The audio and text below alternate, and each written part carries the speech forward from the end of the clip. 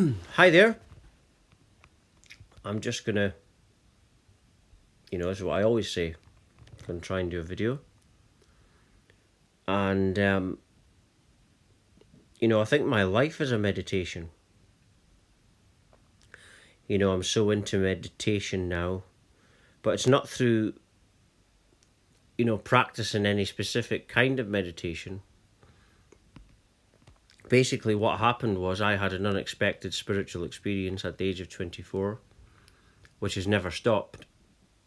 And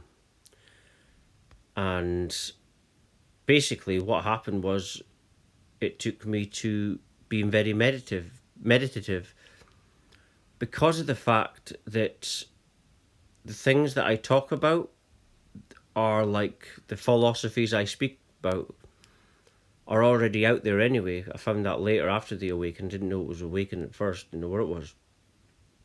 But I found out that these philosophies are also in Buddhism. And that I believe that it, like all the time, I'm in this state and this meditative state, but it's not through practicing meditation, like I say. It's just through basically lots of healing work. And when you're going within and you're being present, you're listening to your feelings and stuff, you're healing. And as you're healing, your breathing will change according to your emotion. That's basically my opinion on how to breathe properly. You see, if someone's in a fit of depression, they can't do anything. They can't do anything, and so you've got to do what Rumi said, and that is the cure for pain is in the pain. It means you've got to face your emotion, you've got to be still, you've got to feel it all. And then in meditation, when you're deeper and deeper in it, you can actually find solutions for things. You can actually find solutions and not hurt once you're deep enough in meditation. And also this, I get these tingling love kind of energies all through my body now, and that's because as I've healed through this awakening, the life force energy is more apparent in your experience. And it's just that's why I sit and I'm got this tingling love all through me. It's because I've done a lot of healing. And the reason people don't access this usually is because they've been programmed to think in a certain way and to think that you're better than them. It's all about I am better than you, But when you're going by the perspective of oneness, you're not seeing people that way, but you will actually threaten people more when you're like that. People that feel threatened anyway, if you're not seeing them as a threat, that is even more of a threat to someone that's very egotistical or narcissistic people. Because they want to see that fear from you. They want to see something of weakness because that's how they feel. And I've learnt that the best way of dealing with them kind of people is to deal with them as little as possible. Don't give them much, because they're just looking for a reaction. And it is true, I believe what Christians say, that what we do on earth manifests what happens to us after here. So I believe that there is a hell, but I think we create it as well. I think that the hell will be our own reality. And that's what I think the afterlife manifests. It just manifests, I believe, from the subconscious mind. And they call this the God mind when you're dead, but it's just the subconsciousness part that that can manifest something. As you can see, I've got this new computer that I bought. And so I just thought I would put this in the picture. Now, I don't think there's any music to this as far as I know. But sometimes I just want to talk. Sometimes I mix it up on the videos. I mix it up I think this is the first video I've done today. I was doing a lot of meditation this morning, and when I'm like that, there's lots of new information that's being stored in my subconscious mind. I'm going through a lot of very healing, but when I'm like that. And sometimes I won't do videos if I'm like that. And I meditate for hours when I first wake up in the morning, all the time, actually. It's like my life, like I said earlier, is a meditation. But that's how I haven't had depression now for nearly 5 years.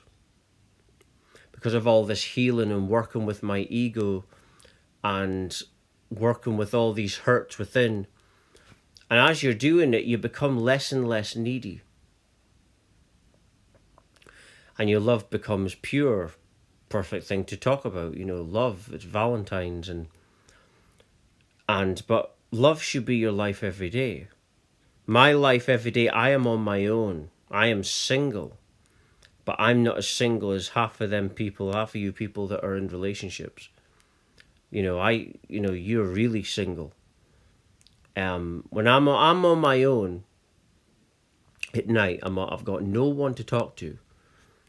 And I've got all this love and peace and wholeness within me. And most people in relationships don't have that. And this is because I've done so much healing. The thing that makes us want is hurt.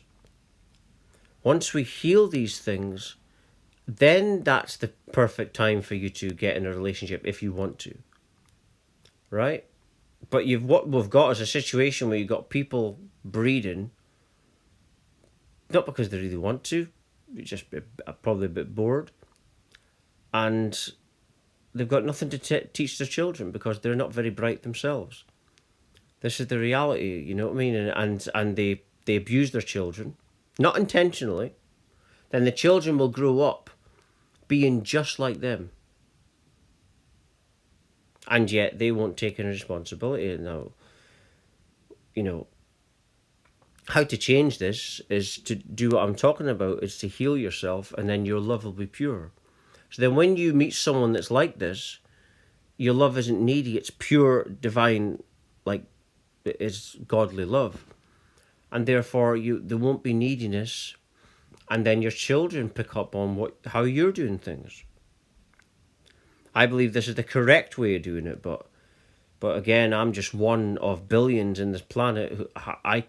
That's just one possibility. This is the other thing. I never ever say that I'm right on something. Not really. But I always say that I know nothing. I always say that there's so much, there's infinity, there's even billions on this planet alone. I'm given one possibility. But there could be you look at the stars at night, there's vastness, and I can't really know anything.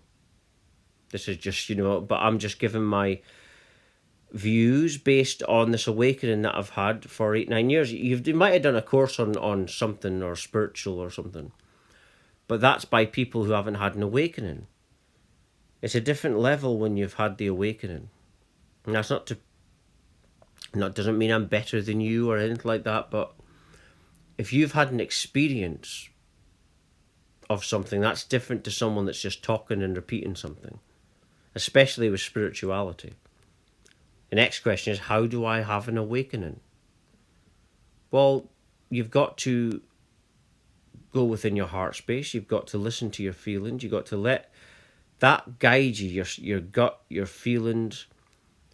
Be still and let presence and stillness and your inner guidance and inner voice lead the way. That's what awakening is, but it takes someone to really want to awaken. And what are the benefits? Well, happiness, abundance. You'll manifest an infinite abundance. You'll lose all the hurt that makes you need all the time. When I was younger, I couldn't sit down. And there's not drugs involved, so...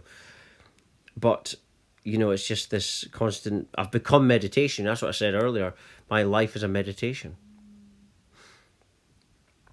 And I'm just going to leave it there. Thank you very much for watching. Thank you.